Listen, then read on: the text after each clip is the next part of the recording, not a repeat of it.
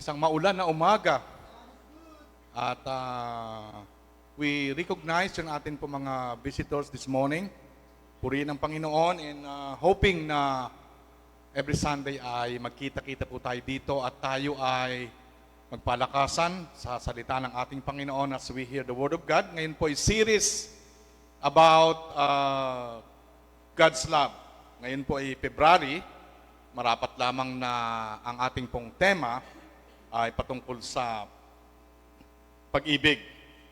At ngayong umaga, ang title ng ating mensahe is Knowing God's Love. As we believer, noted po na kilala natin si Jesus at yung pag-ibig ng Diyos ay sumasa atin. And kasabi kanina, sa prayer ni Kuya Janjan, tayo ay pinili ng ating Panginoong Hesus. At nung tayo ay pinili ng Panginoong Hesus, tayo ay nag-respond sa tawag ng ating Panginoong Hesus. Ngayong umaga, pag-usapan po natin, knowing God's love. At dito makikita natin, why should anyone want to know God's love? Bakit kinakailangan natin na hanapin yung pag-ibig ng Panginoong Diyos? Number one point is, know God's love, no peace. Know God's love, no peace. Pag wala pong pag-ibig ang Diyos, hindi po natin, we can never experience God's love. Kaya makita natin, ang sabi ng Isaiah 57 verse 21, Isaiah 57 verse 21, walang kapayapaan ang mga makasalanan, sabi ng aking Diyos. At dito makikita natin God's perspective on those who live wickedly. Doon sa mga tao na namumuhay sa kasalanan, wicked. Despite their attempts to find peace, true peace eludes them because they are separated from God. Sa ating buhay Kristiyano, we are grateful dahil tayo po ay malapit sa Panginoon. Tayo ay nanampalataya sa Panginoon. We surrender our life to Jesus. Kaya grateful po tayo. Ang problema doon sa mga tao na malayo sa Diyos, doon sa mga tao na ang kanilang dinodiyos ay maaring yung kanilang kayamanan, ang kanilang dinodiyos ay yung ibang bagay, ibang possession, or mga material things. Kaya kawawa po ang kalagayan ng mga taong ito. So without God, wala pong kapayapaan. At sabi ng John 14:27, kapayapaan ang iniiwan ko sa inyo, ang aking kapayapaan ang ibinibigay ko sa inyo, hindi ito katulad ng kapayapaang ibinibigay ng mundo. Huwag na kayong mabalisa, huwag na kayong matakot. Ngayong umaga, hoping ng bawat isa po ay nakakaranas tayo ng kapayapaan sa ating buhay. Sa ating buhay, mananampalataya, alam natin, something is missing in life until we know God, until we know Him. There's a void in life only God's Jesus can fill. Sa ating buhay Kristiyano, o nung tayo hindi pa mananampalataya, merong emptiness sa ating pagkatao, sa ating spiritual life. Not until we find God. Itong void na ito, itong emptiness na ito, Diyos lamang po ang pwedeng makapagpuno nito. Kaya we praise God sapagkat ito'y natagpuan natin sa ating Panginoong Diyos. Letter B, knowing God's love is the heart greatest desire. Sa akin pong testimony, when I was in college, doon sa Manila, I'm looking for God. Gusto kong matagpuan ng Panginoon. Kaya lang, since na I don't know how to read the Bible. So the common tendency is, yung paghanap ko ay hindi ko talaga siya matagpuan. But I praise to God. Nagpupunta ako doon sa lumang church at nagbibigay ako ng mga old clothes ko. At para sa akin ay paraan ko yun upang mapalapit sa ating Panginoon during the time of Christmas season. But finally, ang Diyos po kapag hinanap natin, whether you believe it or not, matatagpuan natin ang ating Panginoong Jesus. Yung aking neighbor sa Pasay, in-invite niya ako sa isang local church, and then doon ko nakilala ang Panginoon. At itong taong ito, pinagtiyagaan talaga niya ako. Many times na dahil wala kaming pang McDonald's, doon lang kami sa tapat ng gate. Brad, 15 minutes lang. Let's talk about God. Maraming panahon, siguro buwan, taon, at kaya andito po ngayon si Brother Henry.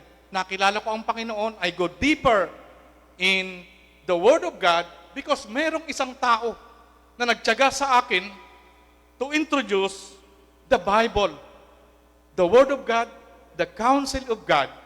Kaya mga minamahal, my beloved Christian, magtiyaga tayo na lumalim sa pag-aaral ng Panginoong Yesus. Maaring umatin-atin ka rito, maaring ang iyong kaisipan ay believer ka na, pero hindi ka pa malalim sa salita ng Panginoong Yesus. Marami ka pang bagay na may pagtatanong ka pa sa sarili mo.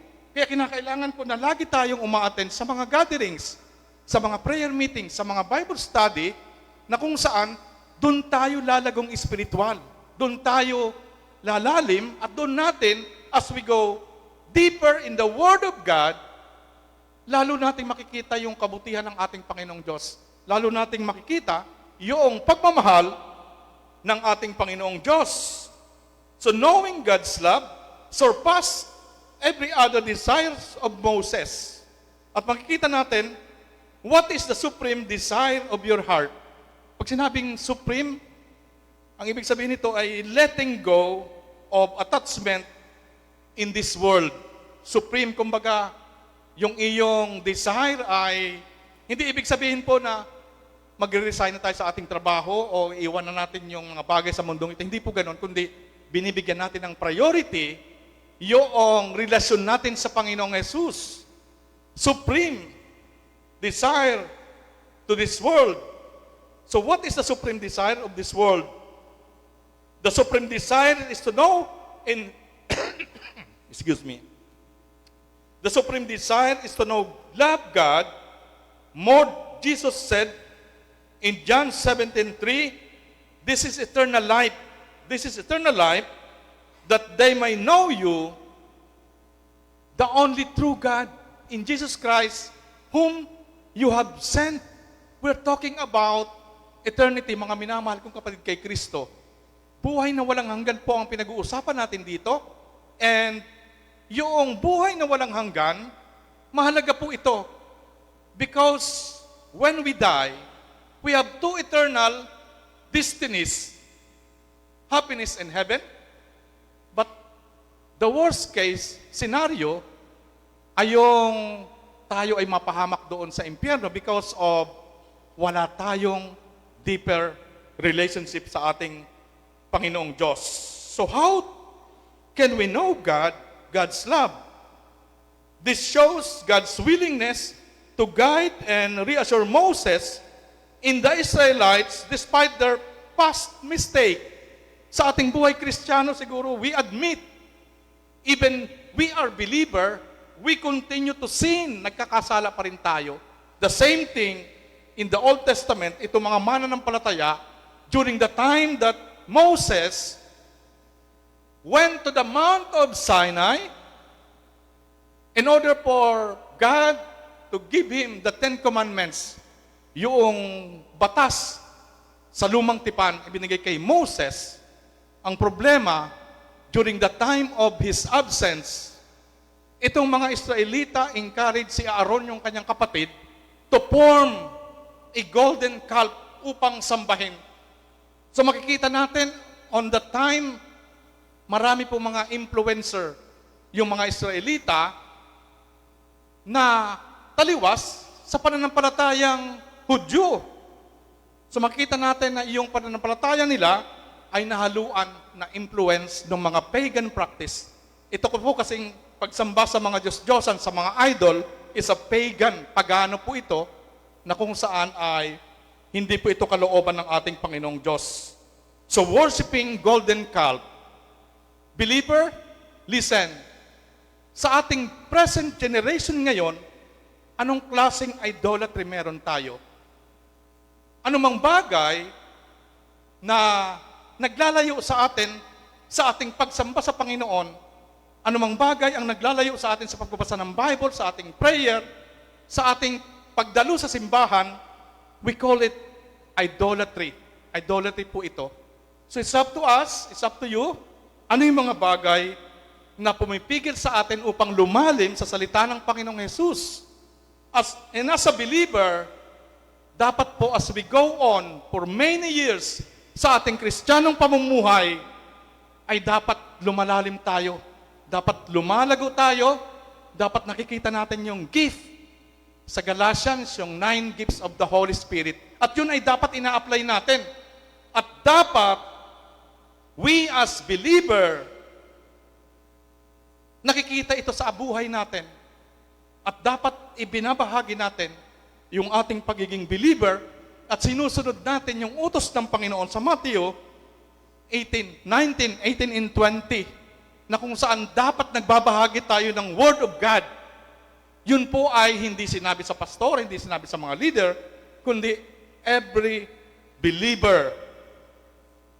At sa ating pong main point, sa letter A, we can know God's love through faith in His Word. Sa ating pong pananampalataya sa salita ng ating Panginoong Jesus. It's good thing that we attend Sunday, we attend the ating yung prayer meeting, pero mahalaga po na tayo dapat ay magkaroon ng pananampalataya sa Kanyang Word. Noted, we surrender our life to Jesus, tinanggap natin Siya, nakilala natin Siya, and we are assured of our salvation. Meaning, when we die at this very moment, doon tayo sa kalangitan pupunta because of nanampalataya tayo sa ating Panginoong Diyos.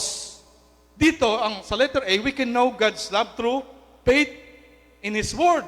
In Exodus 33 verse 13, kung ito'y totoo, ipinapakiusap kong sabihin ninyo sa akin ang inyong mga balak gawin para malaman ko upang patuloy kayong malulugod sa akin. Alalahanin din ninyo na ang bayan ng Israel ay sa inyo.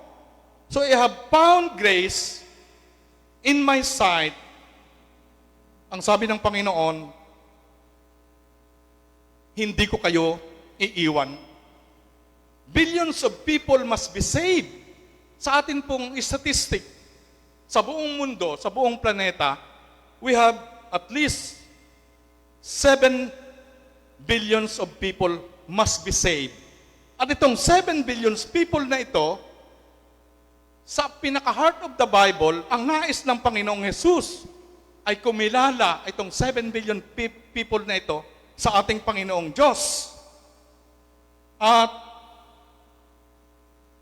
sa biyaya at pag-ibig ng Diyos lamang, tandaan po natin, sa biyaya at pag-ibig ng Diyos lamang, 7 billion people.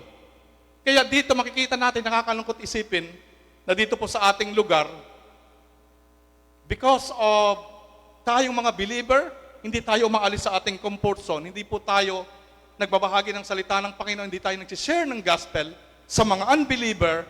Ang nangyayari, yung mga believer, lipat-lipat lang sa ibang mga local churches na kung saan nakakalungkot isipin, ang dami pong mga kaluluwa dito sa ating lugar ang dapat bahagi na ng Word of God upang sila man din ay matagpuan nila yung malalim na pag-ibig ng ating Diyos. So dito, let me ask you something. Simula nung ikaw nakakilala sa Panginoon, ilang kaluluwa na ang iyong nabahaginan? Ilang kaluluwa na ang sinabi mo na, "Huy, may good news ako sa iyo. I want to talk to you for 5 minutes and I want to tell you about God, about the goodness of God." Mga simpleng entrada. And then later on, you have to build relationship. Sa sermon, lagi pong dapat binabanggit yung patungkol sa evangelism, sa discipleship, because it is the main reason why we are a believer should survive. Dapat ginagawa natin ito Dahil ito po ay iniutos sa atin ng ating Panginoong Hesus. Imagine, 7 billion people, ang mga tao sa mundo, sa percentage, I don't know, not even half yata, ang mga believer na o nakakilala na sa Panginoon. So there is no hope for anyone apart from God's grace. Wala pong pag-asa pag wala ang biyaya ng ating Panginoong Hesus. Grace grants God's favor to undeserving sinner like you and me. Imagine, we are not deserved to be saved, mga minamahal. But Jesus, hindi po siya nagdalawang isip na tayo ay kanyang akuin, na tayo ay maging kabahagi ng family of God. Ang sabi po ni John Newton, si John Newton po ang kwento ni John Newton ay is a former slave trader, torn Anglican clapperman. What is Anglican clapperman? Anglican clapperman is katulad ng ginagawa ni Baste. Involved siya sa mga helping the pastor in the music ministry. Kaya nabuo niya yung Amazing Grace. Ito pong si John Newton. Ang sabi po ni John Newton, yung kanyang quotation, I am not what I ought to be. I hope you understand. Gusto niyo tatagalogin ko pa? Mahirap pong tagalogin yan, kaya pakiunawa na lang. Sabi po ni John Newton, I am not what I ought to be. I am not what I wish to be. I am not even what I hope to be. But by the cross of Christ, I am not what I was. So imagine yung last part, because of the cross, andito ako sa sitwasyon na ako'y nasa Panginoon na. Andito ako sa sitwasyon na ako'y na-born again because of what? Because of the grace of God. So dito makikita natin na itong si John Newton, yung story niya, yung iconic story niya, is just as powerful as the song message of redemption and forgiveness. Gusto niyo pong kantahin ko yung Amazing Grace? Payag kayo? Hindi kayo mag-walk out pagkatapos kong kumanta? Payag? Tula na lang. Ayan, andito yata yung Amazing Grace. Andiyan ba sa ating PowerPoint? Wala yata. Paki-check daw sa PowerPoint kung andyan yung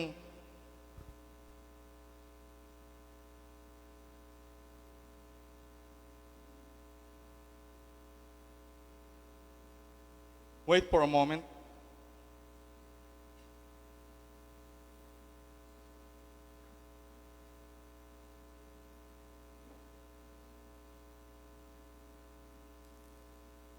Sino po ang mag-volunteer na kantahin yung Amazing Grace?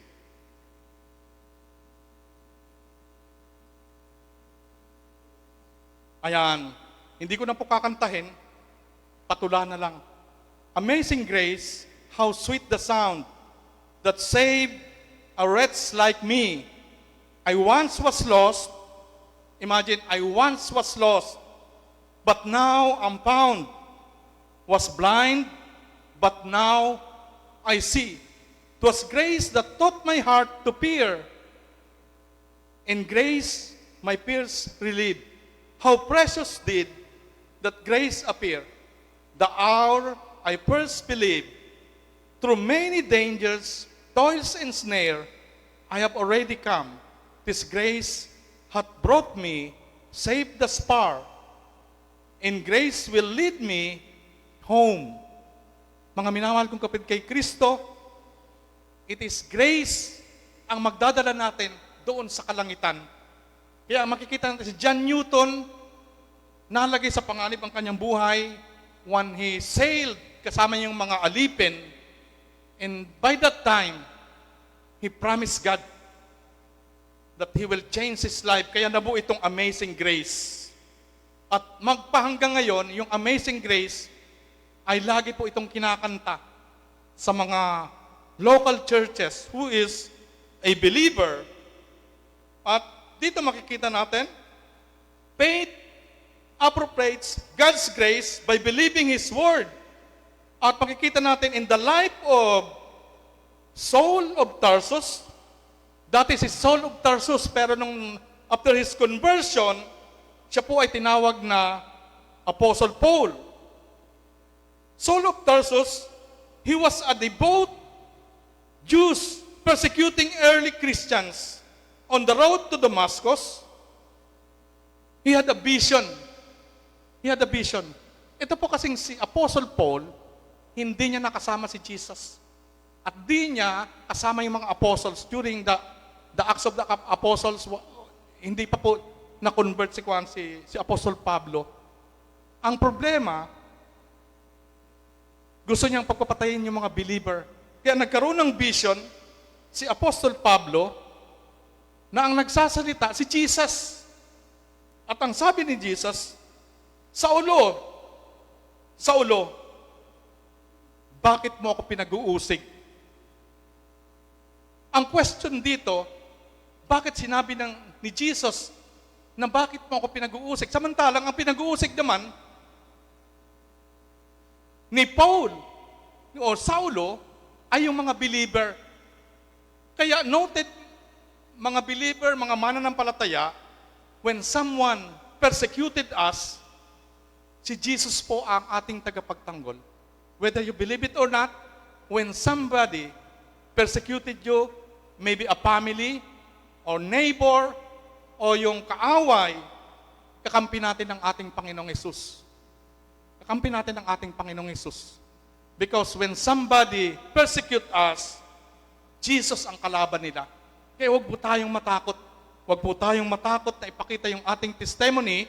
Huwag tayong matakot to become salt in light of this world. This morning, marami pong natakot dahil sa ulan. Siyempre nga naman, salt matutunaw. Amen? Pag natunaw ka, what happened? The joke po yun. You can laugh. Imagine, salt ka tapos tatamaan ka ng ulan, matutunaw ka. So joke po iyon. But anyway, kaya tayo tinawag na salt is we are the preservative of this world. Kaya po hindi pa ginugunaw ng ating Panginoong Hesus ang buong planeta because of the sin of the world is because of us. Because of the believer na dapat ay ginagamit tayo ng Panginoong Hesus sa mundong ito na ibahagi ang salita ng Panginoon. We are the preserver of this world. Kaya ang second coming wala pa. Hindi pa siya dumarating. So Paul said, this enable him to know God's personality. Ang sabi po ng 2 Timothy 1:12 and verse 11, dahil sa magandang balitang ito, ako'y ginawang mangangaral, apostol at guro. Imagine, he was a persecutor, but later on, siya na yung nangunguna with boldness sa pagbabahagi ng salita ng Panginoong Hesus. In verse 12, iyan ang dahilan, kaya ako nagdurusa ng ganito. Imagine, sinabi ni Apostle Paul, iyan ang dahilan, yung gospel na yan, kaya ako nagdurusa ng ganito. Ngunit, hindi ako nahihiya. So that positive affirmation, hindi ako nahihiya. Sapagkat lubos kong kilala ang aking sinampalatayanan at natitiyak kong may ingatan niya hanggang wakas ang ipinagkatiwala ko sa kanya. Imagine yung positive affirmation ni Apostle Paul, dating mamamatay Kristiyano, pero ngayon believer, at positive yung kanyang faith sa Panginoon na siya iingatan. The question is, totoo bang iningatan si Apostle Paul during his time? Yes, totoo. Pero hindi po na-spare ang kanyang buhay. Ano ang kamatayan na sinapit ni Apostle Paul? Ano ang kamatayan na sinapit ni Apostle Paul? Beheaded, pinugutan po siya ng ulo. Ganun lang naman ang kamatayan na inabot niya. Kaya mga minamahal kong kapatid kay Kristo, sa kapanahunan natin ngayon, ang ibig sabihin, hindi katulad ng early believers. Pinagpapatay yung mga apostol, even yung mga early believers, marami po ang namatay. Sa kapanahunan natin ngayon, I would encourage each and everyone to get out from our comfort zone and share the gospel. Share the gospel. Maabutan tayo ng Panginoon na nagbabahagi ng salita ng Panginoong Hesus. Because, ang sabi ng Bible, Jesus is coming like a thief in the night.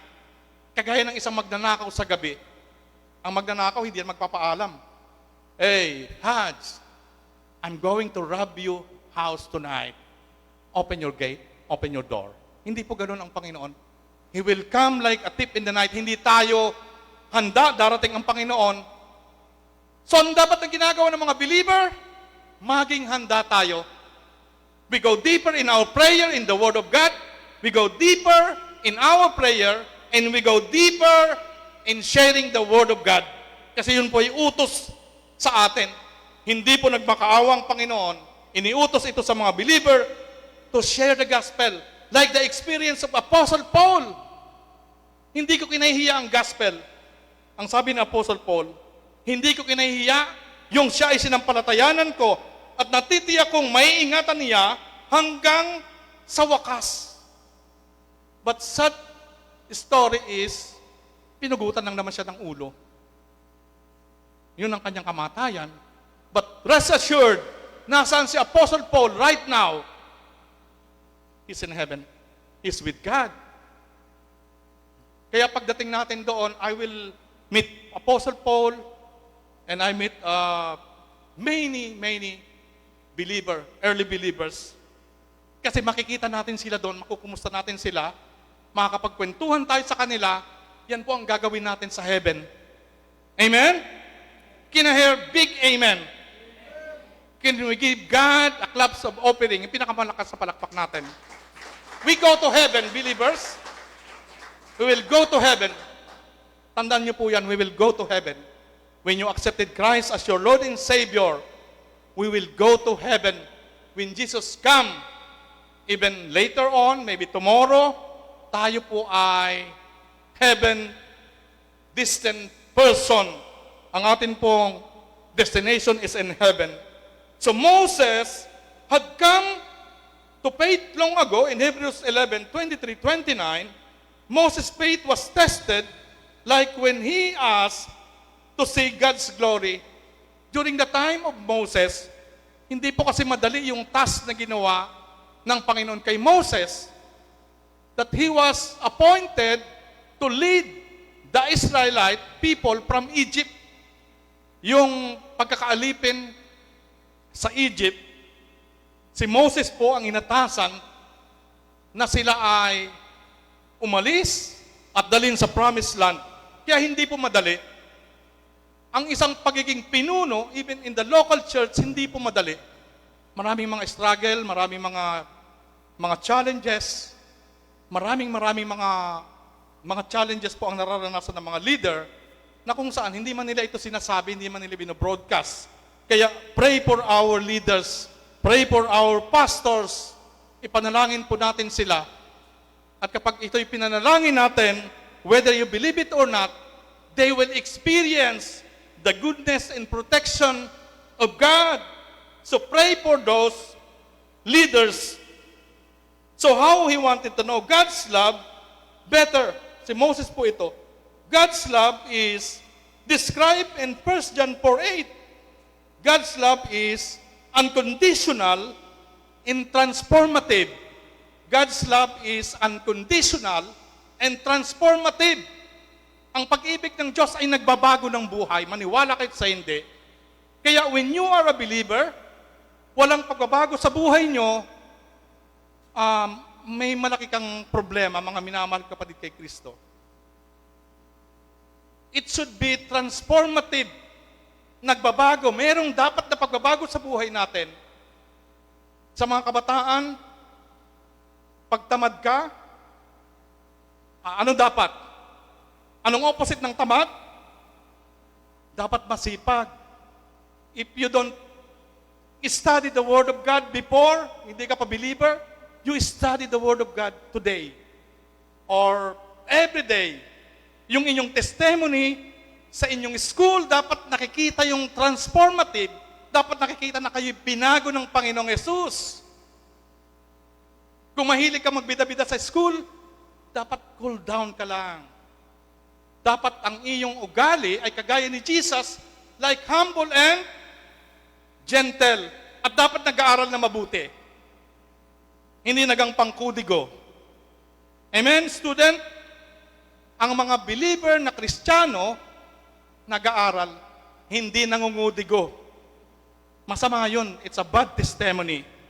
Sa mga kadalagahan natin, ingatan nyo ang inyong pagkababae. Because you are now a believer. Of course, darating ang time na kayo liligawan, it's just normal. Kaya lang magtapos kayo ng pag-aaral, tulungan yung inyong mga magulang. Pag 45 years old na kayo, saka kayo mag-asawa, okay lang yon. Maraming ayaw. Well, anyway, anong kalooban ng Panginoon sa inyo? Talking about young ladies, magkaasawa kayo, huwag kayong kukuha ng unbeliever. Sakit ng ulo yan. Tandaan nyo. Di baling tumandang dalaga kayo, huwag kukuha kayo ng unbeliever. Kasi para kayo may pasapasan cross. 2 cross ang pasan-pasan nyo pag kumuha kayo ng unbeliever. Marami ng mga mananampalataya, dalaga, ay dad, I'm 18, gusto ko na mag-boyfriend. Nag-asawa agad, unbeliever. Ayun, naanak ka, naghiwalay, sira ang buhay. Gusto nyo yon? Hindi nyo gusto yon. Because you are a believer, you should have a good testimony. Ipinapakita dapat. Same thing as sa young people. Young man, I was amazed. Mga bagong convert natin, si Jetski, si Gab, mga new believer, kayo ang magpapatuloy ng ministry ng simbahang ito. Kayo ang magtataguyod at mag-iingat doon sa mga counsel of the Bible na dapat na kami ni Pastor Arnold, kami ni mga leaders ng simbahan, kayo po ang magpapatuloy nito pag hindi pa dumating ang Panginoong Yesus. Tandaan niyo po yan. May purpose ang Panginoon kaya kayo naligtas. May purpose ang Panginoon kaya kayo naging believer. Gagamitin kayo ng Panginoong Diyos. Amen? Young people? Wala yatang young people. May young people ba dito? Can I hear amen sa young people?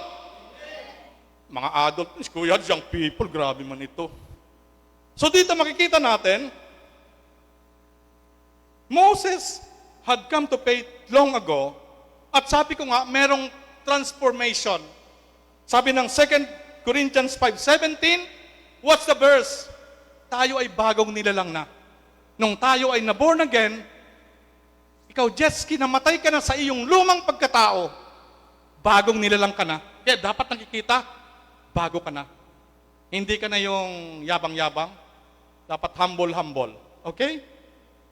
At amazed ako sa iyo, bro. Talaga nagpapagamit ka sa Panginoon. That's transformation. Binago ka ng Panginoon Jesus. Dapat mabait ka sa magulang mo, tumutulong ka sa magulang mo. That's transformation. The same thing sa adult. Yung mga adult dyan na mahilig magbida-bida sa kapitbahay, stop it. Kung magbibida-bida ka man, it is the gospel. Pag-usapan natin yung gospel. May ginawa ang Panginoon sa buhay ko, at maski hindi ka binabayaran doon sa mga nag-uupas sa'yo, pag-pray mo na lang. I want to share a testimony, at sa amin po, nagninegosyo kami. At siyempre, ayaw naman namin na, gusto namin kasing magamit yung aming business sa ministry. Like nowadays, meron po kaming mag-asawa, hindi po ako naglumuhod sa mag-asawang ito, nakiusap na, hey, come on, let's have a Bible study. Sila yung lumapit sa aming mag-asawa, at alam ito si Gina, to make the story short, nandun kami sa 3rd floor ng SM, lumapit siya. Ahead before, naka-join sa fellowship sa Naga. At itong taong ito, naghahanap siya ng, what is all about? God. Pag mga ganon, hindi ko pwedeng talikuran. Hindi ko pwedeng talikuran, kinakailangan na, ganon?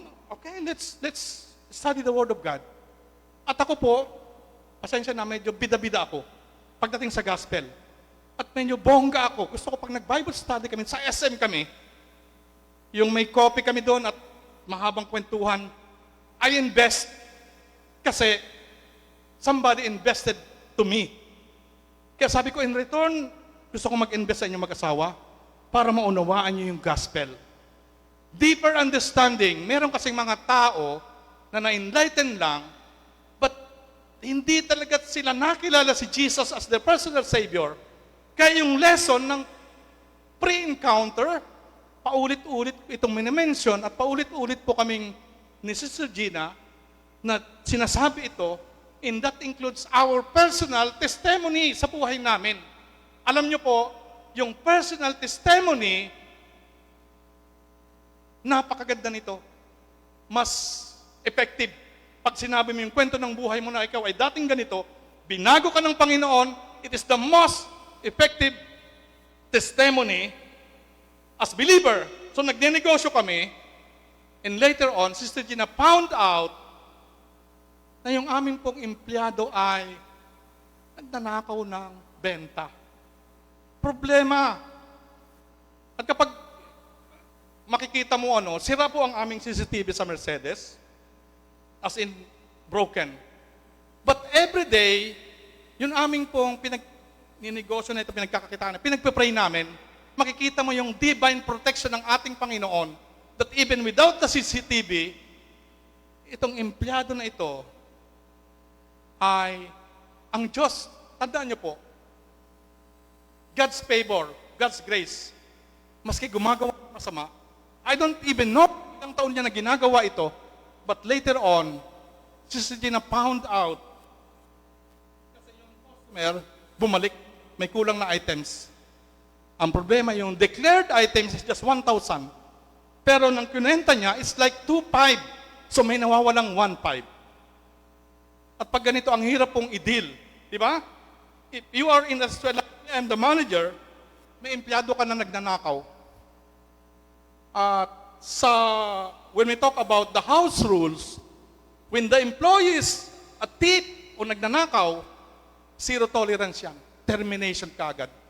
So nag-usap kami ng mga kasosyo namin, ang plano is to terminate her. Susulatan, registered, di okay na.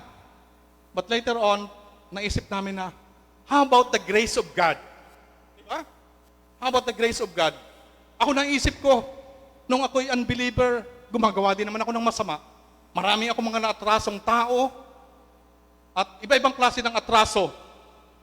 Pero yung grace ng Panginoon, kinahabagan ako na awa siya. And then later on, we come up, kami po na ay nag-pray kami, we come up na, kasi it bothers me from yesterday, I have to deal with this person. At ayoko na maging ito sa pag-aaral ko ng Word of God. Hindi ako makapag-aaral. Kasi may impact kami na ganito nga. And then according to si Gina, yung na-meet niya, wala lang. Wala siyang reaction. Wala siyang ginawa. So, nag-pray ako, pinuntahan ko siya, at kinausap ko siya. Pero ang point ko, papaaminin ko siya, gagawa ng idodocument, and then later on, ikakaso namin sa dole, and then we terminate her. It's a good plan, kasi pag tinanong mo yan, hindi man niya naamin. So eventually, napaamin, may document, di okay na. Maliwanag na may ebidensya. But later on, she said sorry.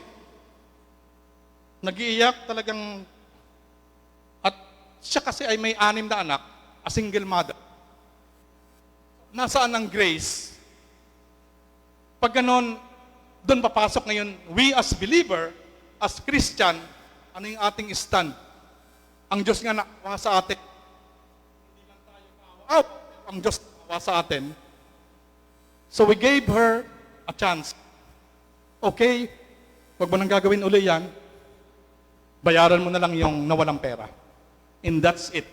That's grace, mga minamahal. You will experience that. You will experience that. Tandaan po natin, we as believer, laging dapat si Kristo ang makita sa atin. Amen? Can I hear amen? Whether nagbe-business ka, whether sa school, o naghahanap buhay. Si Jesus dapat ang laging nakikita.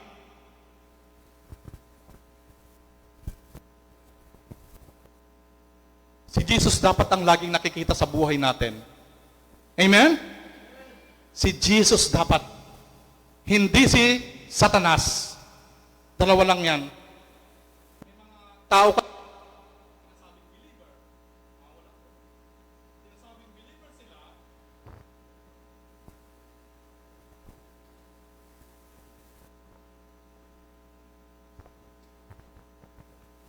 May mga Kristiyano kasi, they claim to be a Christian, pero yung kanilang mga pag-uugali, may question mark. Kaya dito this morning, I would encourage each and everyone, kinakailangan na si Jesus ang makita sa buhay natin. Kinakailangan na maski nagninegosyo tayo, maging mabait tayo sa ating mga empleyado, and we should understand the situation. Dito po sa ating bayan, if you analyze yung mga broken family, ang dami dapat ma-reach out dito po sa ating bayan. Kagaya nung sa mga nagtatrabaho, pag may nag-apply, nung kami po yung nag-i-empleyado pa, yung mga nag-a-apply, it's either hindi kasal or hiwalay sa asawa. So anong ginagawa nating mga believer to reach out these people na nagsasama ng hindi kasal? Ay alam niyo naman kasi, ugaling Pilipino, bakit hindi pa kayo nagpakasal? Nag-iipon pa po ng 4 na baboy. Kasi panghanda.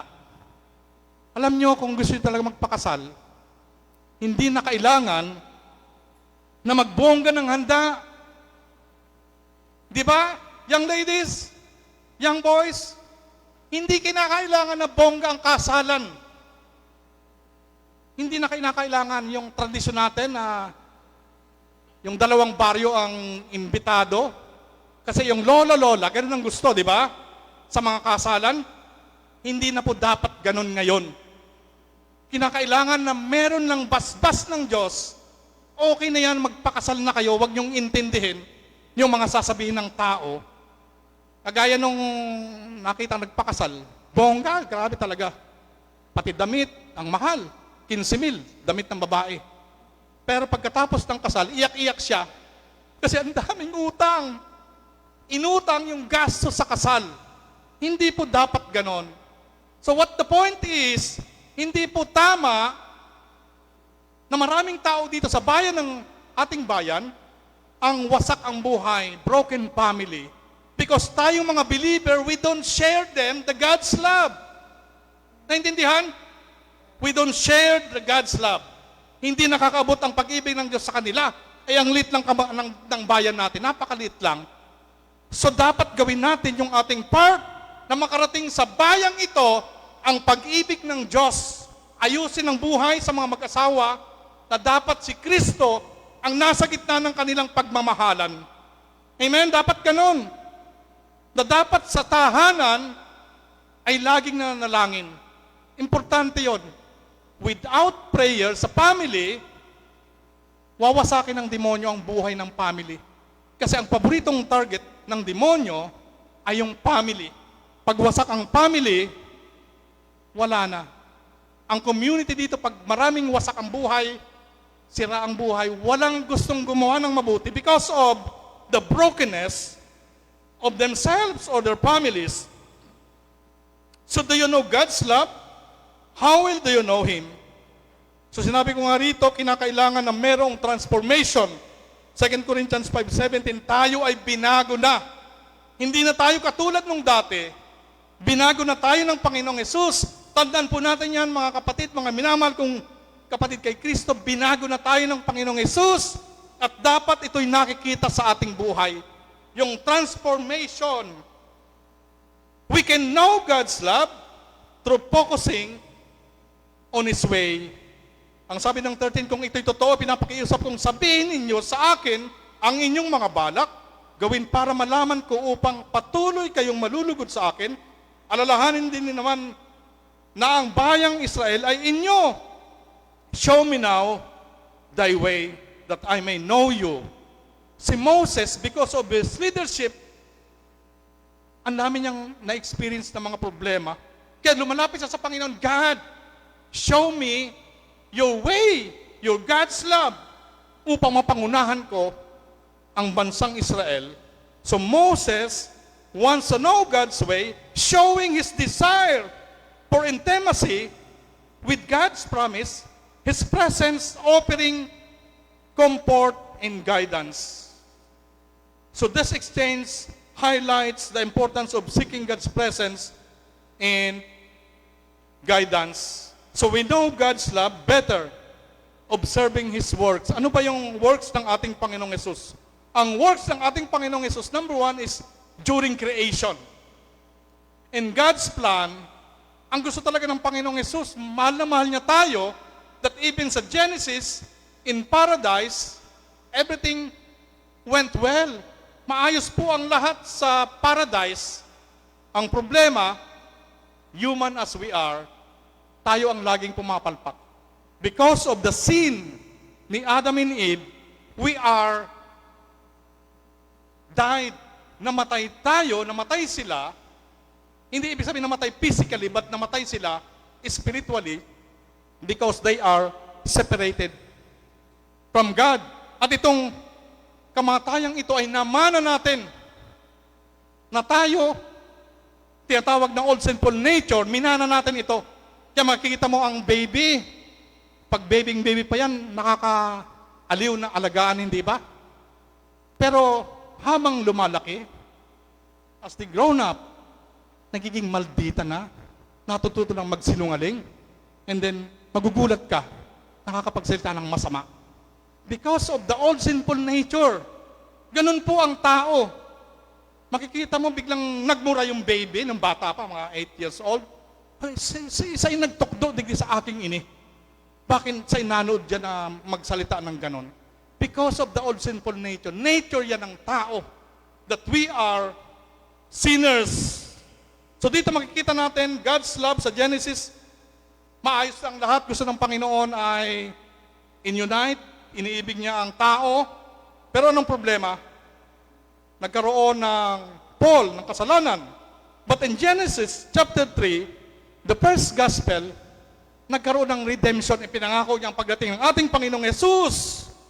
So, human rebuild in Genesis 3, bringing sin and brokenness.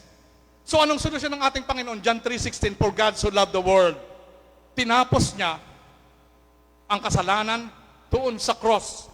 For God so loved the 7 billion people on this earth. Ang problema, hindi man po lahat na nanampalataya, hindi man lahat naniniwala doon sa ginawa ng ating Panginoong Yesus, doon sa cross. We know Him by studying the work of God among His people. 7 billion people. Sa daet, hindi ko alam kung ilan ang population. But I do believe, mas marami pa rin yung mga hindi mananampalataya kesa sa mananampalataya. Kaya we as believer, show them the good news. Show them about the good news. We can learn God's love from Genesis creation and even to the end of the world. Makikita mo sa Revelation, ang plano ng Panginoong Yesus, tayo ay bibigyan ng bagong mundo, a new earth, at doon tayo titira, at wala ng kapintasan, wala ng mga diabetic, wala ng magdadialysis, wala na po. New heaven, new earth. Wala nang nagbabayad ng kuryente.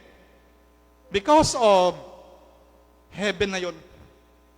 Ang gagawin natin, we are going to worship God.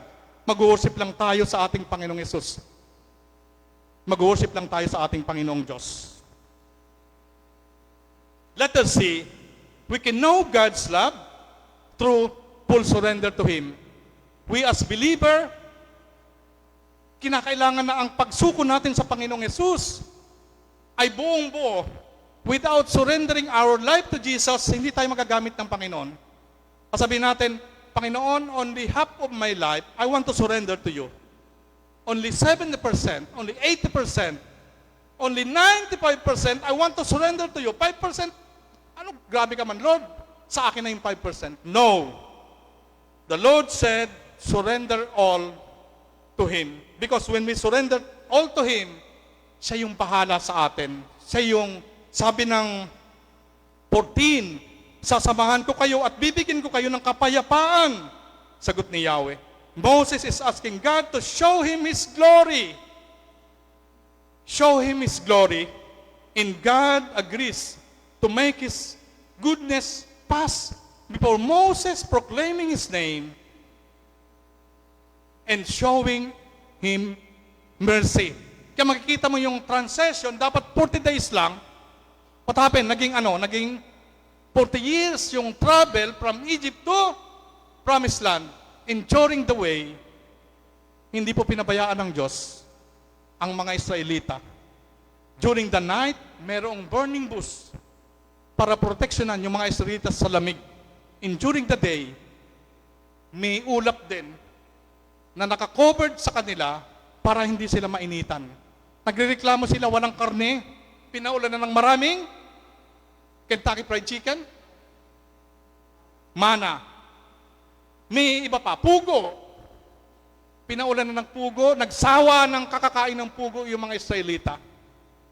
At maraming mga himala ang ginawa ng Panginoong Hesus nung hinahabol sila ng mga Egyptian, wala nang pupuntahan, kundi dagat ang Red Sea. What happened? Because of God's love, yung dagat bumukas. At nakatawid sila, pagkatawid nila, namatay yung mga umahabol na mga sundalo. Sa ating buhay, ano yung Red Sea na dapat nating tawirin by faith? Mga minamahal, minsan mararanasan natin because of our faith, may Red Sea na nakaharang.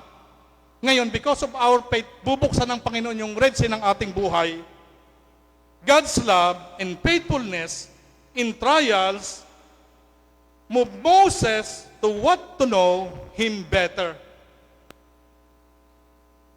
At sa atin pong conclusion, he was willing to keep following wherever God's will lead him. Yan po si Moses. Kaya when we die, pagdating doon, hanapin natin si Moses. Moses, gaano kasarap tumawid sa Red Sea na merong dalawang magkatabing tubig sa gilid na because of your faith, hindi ito nagsasarado. But the water closed down pagkatawid ng mga Israelita. Ganun po kamahal ng Diyos yung mga Israelita. Sa ating conclusion, listen up.